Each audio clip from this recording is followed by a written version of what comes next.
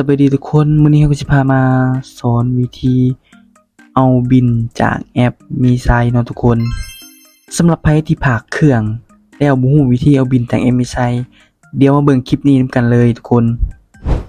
สำหรับไผที่ลงทะเบียนกับแอปมีไซเรียบร้อยแล้วก็บ่จำเป็นต้องได้ลงทะเบียนอีกเนาะทุกคนแล้วเราก็คลิกเข้ามาแอปมีไซได้เลยนี่เป็นกล่องพัสดุที่เราได้ฝากแล้วจะมาเอาข้อมูลในแอปมีไซตัวอย่าง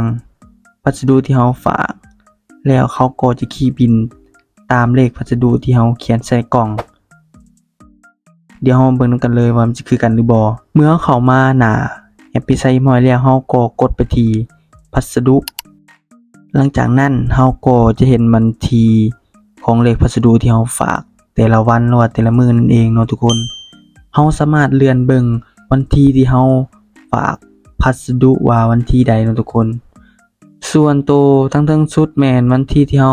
ฝากพัสดุวันที่ล่าสุดเมื่อเราได้บินใดเราก็คลิกเข้าไปที่เบิ่งรายละเอียดหลังจากนั้นมันก็จะโชว์บินที่เราฝากพัสดุนั้นขึ้นมาให้เราหลังจากนั้นเราก็แคปเอาส่งให้ลูกค้าหรือว่าแคปไว้ในโทรศัพท์ของเราเองแล้วเราก็จะส่งให้ผู้ที่จะมาเอาเครื่องที่เราฝากนั้นมาเอาเครื่องกับทางบริษัทเพิ่นหรือว่าเราได้บินจากพัสดุเราก็สามารถสแกนได้เลยนะทุกคนนี่เลยสแกนเลขพัสดุเมื่อนี้การเอาบินจากแอปมีไซก็ได้สิ้นสุดลงแล้วเนาะทุกคน